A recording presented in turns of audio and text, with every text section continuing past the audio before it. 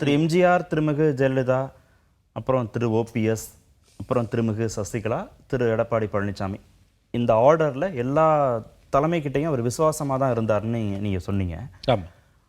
ஆனால் இந்த காலகட்டத்தில் தான் அவர் மாற்று கட்சியை சேர்ந்த தலைவர்களை போய் அவர் பார்க்குறார், திரு செங்கோட்டையன். அவரோட கேரக்டர் நீங்கள் 53 ஆண்டுகள் பார்த்தீங்கன்னா வந்து அவர், நான் மறுபடியும் சொல்கிறேன், ஒரு ரிபலாக அவர் என்றைக்குமே இருந்ததில்லை. ஃபஸ்ட் டைம் இப்போ இருக்கார். கடந்த ஆண்டு ஓராண்டுக்கு முன்பு செங்கோட்டையன், வேலுமணி, தங்கமணி, விஜயபாஸ்கர், இவர் சிவி சண்முகம்லாம் எடப்பாடி அவருடைய வீட்டில் சந்தித்து பிரிஞ்சவங்களெல்லாம் ஒன்று சேர்த்துக்கணும் ஒரு அழுத்தத்தை கொடுத்ததா ஒரு செய்தி வந்து நம்ம எஸ்பி லக்ஷ்மணன் தான் முதல்ல அந்த பிரேக் பண்ணார், ட்வீட் போட்டார். அதுக்கப்புறம் எல்லாரும் அதை விவாதத்தை கூட எடுத்தாங்க. இன்ஃபேக்ட் அந்த செய்தியை வந்து வேலுமணியை பக்கத்தில் வச்சுட்டு எடப்பாடி மறுத்தாரே ஒழிய வேலுமணி மறுக்கல.